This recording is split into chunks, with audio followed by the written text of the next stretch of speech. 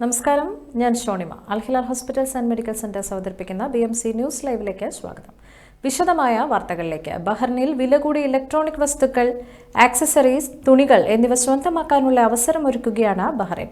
രാജ്യത്ത് കളഞ്ഞു കിട്ടിയതും ഉടമസ്ഥരെ കണ്ടെത്താനാവാത്തതുമായ സാധനങ്ങളാണ് പൊതുലേലത്തിൽ ബഹ്റിൻ ആഭ്യന്തര മന്ത്രാലയം വിൽക്കുക. റിഫയിൽ സ്ഥിതി ചെയ്യുന്ന ഷെയ്ഖാൻ ബിൻ അഹമ്മദ് അൽ ഫർസി ഇവന്റ്സ് ഹാളിൽ ഏപ്രിൽ 26 ശനിയാഴ്ച രാവിലെ 9 മണിക്കാണ് ലേലം നടക്കുക. ബഹ്റിൻ സ്മാർട്ട് സിറ്റീസ് ഉച്ചകോടി 2025 8ാമത് പതിപ്പ് ഏപ്രിൽ 15 ചൊവ്വാഴ്ച ഉപപ്രധാനമന്ത്രി ഷെയ്ഖ് ഖാലിദ് ബിൻ അബ്ദുള്ള അൽ ഖലീഫയുടെ രക്ഷാകർതൃത്വത്തിൽ ആരംഭിക്കും. 2 ദിവസത്തെ ഉച്ചകോടി ഏപ്രിൽ 15, 16 തീയതികളിൽ ഷെറാട്ടൺ ഹോട്ടലിലാണ് നടക്കുക. ബഹ്റിൻ രാജ്യത്തിന്റെ പ്രധാന പ്രത്യേക പരിപാടികളിലൊന്നായ ഉച്ചകോടിയുടെ പ്രാധാന്യത്തെക്കുറിച്ചും പ്രാദേശികവും അന്തർദേശീയവുമായ പങ്കാളിത്തം വിപുലമായി ആകർഷിക്കുന്നതായി മുനിസിപ്പാലിറ്റി കാര്യ കൃഷിമന്ത്രി വെയിൽ ബിൻ നാസിർ അൽ മുബാറക് വ്യക്തമാക്കി. ആഗോള വൈദഗ്ധ്യം പ്രയോജനപ്പെടുത്തുന്നതിനും സ്മാർട്ട് അർബൻ വികസനത്തിൽ ബഹ്റിന്റെ മുൻനിര പ്രാദേശിക അനുഭവങ്ങളുമായി സംയോജിപ്പിക്കുന്നതിനും ഈ പരിപാടി ലക്ഷ്യമിടുന്നുവെന്ന് മന്ത്രി കൂട്ടിച്ചേർത്തു. Saudi Arabia, United Arab Emirates, Oman, Qatar എന്നിവയുൾപ്പെടെ നിരവധി പ്രാദേശിക രാജ്യങ്ങളുടെയും സംഘടനകളുടെയും പങ്കാളിത്തവും ഉച്ചകോടിയിലുണ്ടാകും.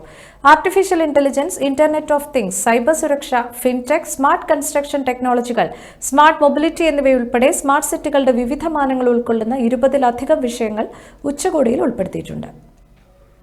ബഹ്റിനിൽ നിന്ന് ഉംറയ്ക്ക് പോകുന്നവർ ഏപ്രിൽ 28-നകം തിരിച്ചെത്തണമെന്ന് നീതി, ഇസ്ലാമിക് അഫയേഴ്സ് എൻഡോമെന്റ് മന്ത്രാലയം അറിയിച്ചു. സൗദിയിൽ ഉംറയും ഹജ്ജുമായി ബന്ധപ്പെട്ട എല്ലാ ചട്ടങ്ങളും നിർദ്ദേശങ്ങളും പൂർണ്ണമായി പാലിക്കേണ്ടതിന്റെ പ്രാധാന്യവും അധികൃതർ സൂചിപ്പിച്ചിട്ടുണ്ട്. രാജ്യത്തെ ലൈസൻസ് ഉള്ള ഉംറ കമ്പനികളുടെ അവസാന യാത്ര ഏപ്രിൽ 24-നകമായിരിക്കണമെന്നും മന്ത്രാലയം അറിയിച്ചു. മലപ്പുറം ജില്ലയിലെ വിവിധ മേഖലകളിലെ ജില്ലാവാസികളെ ഉൾപ്പെടുത്തി ശക്തമായ പ്രവാസി സംഘടന ബഹ്റിനിൽ നിലവിൽ വരുന്നു. പ്രവാസികൾക്ക് ഗുണകരമായ വിവിധ പദ്ധതികളും ചരിത്രം, കലാകായികം, വാണിജ്യം, സാഹിത്യം എന്ന മലപ്പുറത്തിന്റെ തനതായ മൂല്യങ്ങൾ വളർത്തിയെടുക്കുന്നതിലൂടെ മൂല്യങ്ങളെ വരും തലമുറയ്ക്ക് കൈമാറുക എന്ന ലക്ഷ്യത്തിലൂന്നിയായിരിക്കും പ്രവർത്തനങ്ങൾ ഏകോപിപ്പിക്കുക. വിശാലമായ കറയില്ലാത്ത മതേതര ഐക്യവും മലപ്പുറത്തിന്റെ വികസനത്തിനുള്ള രാഷ്ട്രീയ ഐക്യത്തിനും ബഹ്റൈൻ മലപ്പുറം കൂട്ടായ്മ പിന്നണി പ്രവർത്തകർ മുന്നിട്ട് പ്രവർത്തിക്കുമെന്നും അറിയിച്ചു. പ്രവാസികൾക്കും കുടുംബങ്ങൾക്കും പ്രയാസങ്ങളിൽ സഹായഹസ്തമൊരുക്കി ICF ബഹ്റിൻ ആവിഷ്കരിച്ച പ്രവാസി സുരക്ഷാ നിധി പദ്ധതിയിൽ അംഗത്വം പുതുക്കുന്നതിനും പുതുതായി അംഗത്വമെടുക്കുന്നതിനുമായി ഏപ്രിൽ 30 വരെ നീണ്ടു നിൽക്കുന്ന ക്യാമ്പയിന് നാളെ തുടക്കമാവും. ബഹ്റിൻ ICFന്റെ ജീവകാരുണ്യ മേഖലയിലെ ശ്രദ്ധേയമായ പദ്ധതിയാണ് പ്രവാസി സുരക്ഷാ നിധി. നിധിയിൽ അംഗമായിരിക്കെ ഗുരുതര അസുഖങ്ങൾ പിടിപെടുകയോ പെട്ടെന്നുള്ള അപകടങ്ങൾ സംഭവിക്കുകയോ ചെയ്താൽ നിധിയിൽ നിന്ന് 1 ലക്ഷം രൂപ വരെ ധനസഹായവും, അംഗങ്ങളിൽ ആരെങ്കിലും ആത്മഹത്യയിലൂടെ അല്ലാതെ മരണമടഞ്ഞാൽ അവരുടെ കുടുംബത്തിന് നിധിയിൽ നിന്ന് 3 ലക്ഷം രൂപ വരെ ധനസഹായവും നൽകി വരുന്നു. 2006-ൽ തുടക്കം കുറിച്ച ഈ പരസ്പര സഹായ പദ്ധതിയിൽ നിലവിൽ 2000-ഓളം പേർ അംഗങ്ങളാണ്. പ്രവാസി സുരക്ഷാ നിധിയിൽ അംഗത്വം എടുക്കുന്നതിനും മറ്റു വിശദ വിവരങ്ങൾക്കും 3362556767 അല്ലെങ്കിൽ 39451495 എന്നീ നമ്പറുകളിൽ ബന്ധപ്പെടാവുന്നതാണ് എന്ന് ഭാരവാഹികൾ അറിയിച്ചു. ക്യാൻസർ രോഗികൾക്ക് വിഗ് നിർമ്മിക്കുവാൻ മുടിദാനം നൽകി വേറിട്ട പിറന്നാൾ ആഘോഷവുമായി സാൻവി സുജീഷ്. ബഹ്റിനിൽ ജോലി ചെയ്യുന്ന കോഴിക്കോട് ഇരിങ്ങത്ത് സുജീഷ് മാടായിയുടെയും അഞ്ജലി സുജീഷിന്റെയും മകളായ സാൻവി ഇന്ത്യൻ സ്കൂളിലെ 4ാം ക്ലാസ് വിദ്യാർത്ഥിനിയാണ്. ഇന്ത്യൻ സ്കൂളിൽ പഠിക്കുന്ന ദിയോദേവ് സഹോദരനാണ്. ബഹ്റൈൻ ക്യാൻസർ സൊസൈറ്റിയിൽ അഫിലിയേറ്റ് ചെയ്ത് പ്രവർത്തിക്കുന്ന ക്യാൻസർ കെയർ ഗ്രൂപ്പിന്റെ ജനറൽ സെക്രട്ടറി KT സലിം സാൻവിയിൽ നിന്നും മുടി സ്വീകരിച്ചു. ചുരുങ്ങിയത് 21 സെന്റിമീറ്റർ നീളത്തിൽ മുടി മുറിച്ചെടുത്ത് ബഹ്റൈൻ ക്യാൻസർ സൊസൈറ്റിക്ക് ഇത്തരത്തിൽ നൽകാൻ താൽപ്പര്യമുള്ളവർക്ക് ക്യാൻസർ കെയർ ഗ്രൂപ്പിനെ 33750999 എന്ന നമ്പറിൽ ബന്ധപ്പെടാം. തികച്ചും സൗജന്യമായാണ് ബഹ്റിൻ ക്യാൻസർ സൊസൈറ്റി കുട്ടികളടക്കമുള്ള ക്യാൻസർ രോഗികൾക്ക് വിഗ് നൽകി വരുന്നത് എന്നും ശ്രദ്ധേയമാണ്. സമസ്ത കേരള ഇസ്ലാം മത വിദ്യാഭ്യാസ ബോർഡിന് കീഴിലെ 11,000-ഓളം മദ്രസകളിൽ പഠനാരംഭം കുറിക്കുന്നതിന്റെ ഭാഗമായി ബഹ്റിനിലെ സമസ്ത മദ്രസകളിലും പ്രവേശനോത്സവം സംഘടിപ്പിച്ചു. നേരറിവ് നല്ല നാളേക്ക് എന്ന ശീർഷകത്തിലാണ് പ്രവേശനോത്സവം സജ്ജീകരിച്ചത്. ബഹ്റിൻ റേഞ്ചിലെ 10 മദ്രസകളിലും വർണ്ണാഭമായ രീതിയിൽ സദസ്സുകൾ ഒരുക്കിയാണ് വിദ്യാർത്ഥികളെ വരവേറ്റത്. ബഹ്റിനിലെ ഖാളി ഷെയ്ഖ് ഹമദ് സാമി ദോസരി സമസ്ത കേന്ദ്ര ആസ്ഥാന മന്ദിരത്തിൽ ബഹ്റിൻ തല പ്രവേശനോത്സവം ഉദ്ഘാടനം നിർവഹിച്ചു.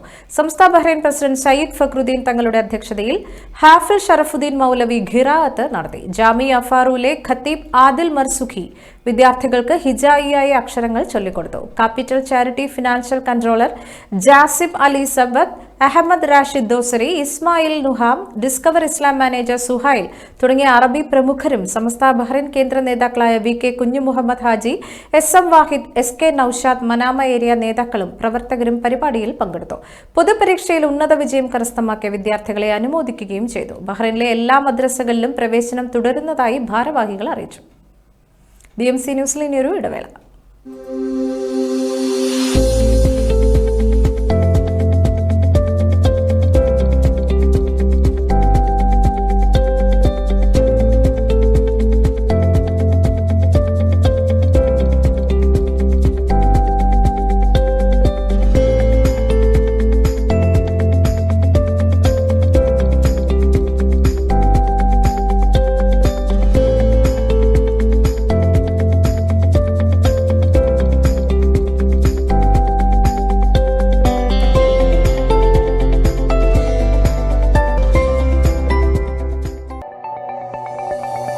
Our skin is the mirror of our soul.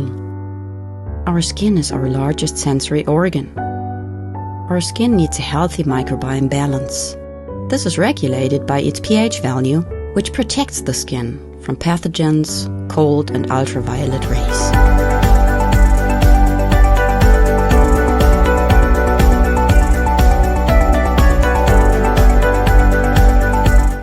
Sebamed protects your skin.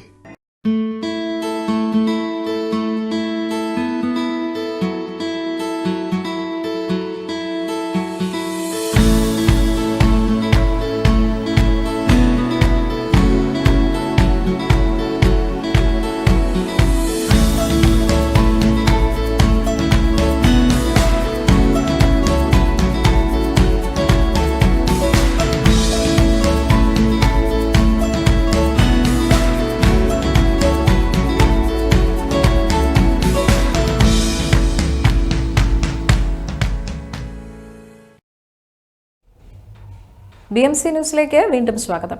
ദ്വിദിന സന്ദർശനത്തിനായി ഇന്ത്യയിലെത്തിയ ദുബായ് കിരീടാവകാശിയും ഉപപ്രധാനമന്ത്രിയും പ്രതിരോധ മന്ത്രിയുമായ Sheikh Hamdan bin Mohammed bin Rashid Al Maktoum Indian പ്രധാനമന്ത്രി നരേന്ദ്രമോദിയുമായി കൂടിക്കാഴ്ച നടത്തി. ഇന്ത്യയും UAEയും തമ്മിലുള്ള തന്ത്രപരമായ മേഖലകളിലെ പങ്കാളിത്തം കൂടുതൽ ശക്തിപ്പെടുത്തുന്നതിനുള്ള വഴികൾ ഇരുവരും ചർച്ച ചെയ്തു. വ്യാപാരം, നിക്ഷേപം, പ്രതിരോധം, ഊർജ്ജം, സാങ്കേതികവിദ്യ, വിദ്യാഭ്യാസം, കായികം എന്നീ മേഖലകളിലുള്ള സഹകരണവും ഇരു രാജ്യങ്ങളിലെയും ജനങ്ങൾ തമ്മിലുള്ള ബന്ധവും ചർച്ചയിൽ വിഷയമായി. ഇന്ത്യ UAE സമഗ്ര പങ്കാളിത്തം മുന്നോട്ട് കൊണ്ടുപോകുന്നതിൽ ദുബായ് പ്രധാന പങ്കുവഹിക്കുന്നതായി മോദി സാമൂഹ്യ മാധ്യമങ്ങളിൽ പങ്കുവച്ച കുറിപ്പിൽ പറഞ്ഞു.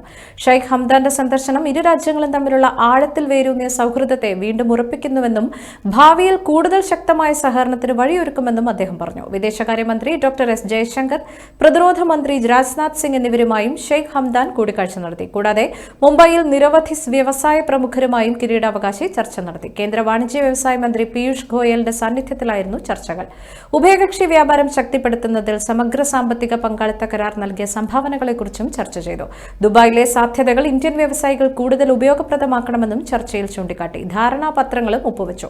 പ്രധാനമന്ത്രി നരേന്ദ്രമോദിയുടെ പ്രത്യേക ക്ഷണപ്രകാരം 2 ദിവസത്തേക്കാണ് ഷെയ്ഖ് ഹംദാൻ ഇന്ത്യയിലെത്തിയത്. ദുബായ് കിരീടാവകാശി എന്ന നിലയിൽ ഷെയ്ഖ് ഹംദാൻ ഇന്ത്യയിലേക്ക് നടത്തുന്ന ആദ്യ ഔദ്യോഗിക സന്ദർശനമാണ് ഇത്. ഒട്ടേറെ മന്ത്രിമാരും മുതിർന്ന സർക്കാർ ഉദ്യോഗസ്ഥരും ബിസിനസ് പ്രമുഖരും ഉൾപ്പെടുന്ന സംഘം ഷെയ്ഖ് ഹംദാനെ അനുഗമിച്ച് എത്തിയിരുന്നു.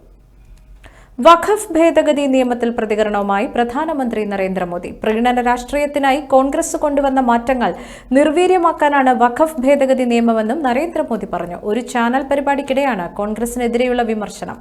അതേസമയം പുതിയ നിയമത്തിനെതിരെ പ്രതിപക്ഷം നിയമ പോരാട്ടം നടത്തുന്നതിനിടയിൽ NDA പ്രതിരോധത്തിലാക്കി ഘടകകക്ഷിയായ NPP വഖഫ് നിയമത്തിനെതിരെ സുപ്രീം കോടതിയെ സമീപിക്കുമെന്നും NPP MLA നൂറുൽ ഹസൻ അറിയിച്ചു. വഖഫ് ഭേദഗതി നിയമത്തിനെതിരെ മണിപ്പൂരിൽ പ്രതിഷേധം ശക്തമാകുന്നതിനിടെയാണ് NPP ഭരണകക്ഷിയുടെ താൽപര്യത്തിൽ നിന്നും വേറിട്ട നിലപാട് സ്വീകരിച്ചത്.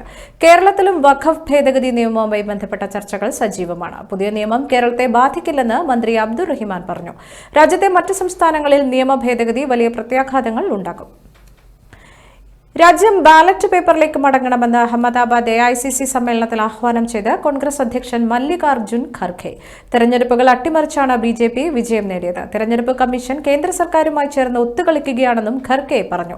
രാജ്യത്തെ വർഗീയമായി ഭിന്നിപ്പിക്കാനാണ് കേന്ദ്രം ശ്രമിക്കുന്നതെന്നും വഖഫ് ചർച്ച രാത്രി വൈകിയും നീട്ടിക്കൊണ്ടുപോയത് ഈ ധ്രുവീകരണം ലക്ഷ്യമിട്ടാണെന്നും അദ്ദേഹം വിമർശിച്ചു. മഹാരാഷ്ട്രയിൽ അട്ടിമറി നടന്നുവെന്നത് വ്യക്തമാണ്. ബാലറ്റ് പേപ്പർ തിരികെ കൊണ്ടുവരണം, കോൺഗ്രസ് തിരിച്ചുവരും, രാഹുൽ ഗാന്ധിയുടെ ഊർജ്ജം പാർട്ടിക്ക് ശക്തിയാകുമെന്നും മല്ലികാർജുൻ ഖർഗെ കൂട്ടിച്ചേർത്തു. വൻ വിവാദങ്ങൾക്കൊടുവിൽ വിഴിഞ്ഞം തുറമുഖത്തിന്റെ വികസനത്തിന് കേന്ദ്ര സർക്കാർ കേരളത്തിന് വായ്പയായി നൽകുന്ന 817 കോടി രൂപയുടെ VGF കരാർ ഒപ്പിട്ടു. 2 കരാറുകളിലാണ് കേരളത്തിന് വേണ്ടി ചീഫ് സെക്രട്ടറി ശാരദാ മുരളീധരൻ ഒപ്പിട്ടത്. കേന്ദ്രവും പണം സ്വീകരിക്കുന്ന അദാനി, വിഴിഞ്ഞം പോർട്ട് പ്രൈവറ്റ് ലിമിറ്റഡ് കമ്പനിയും ബാങ്ക് കൺസോർഷ്യവുമായുള്ള ത്രികക്ഷി കരാറും തുറമുഖത്ത് നിന്നുള്ള വരുമാനത്തിന്റെ 20% ലാഭവിഹിതം കേന്ദ്ര സർക്കാരുമായി പങ്കിടാമെന്ന രണ്ടാമത്തെ കരാറിലുമാണ് ഒപ്പുവെച്ചത്. ഈ വാർത്തയോടുകൂടി ഇന്നത്തെ BMC ന്യൂസ് ലൈവിൽ മലയാളം വാർത്തകൾ പൂർണ്ണമാകുന്നു. ശുഭരാത്രി.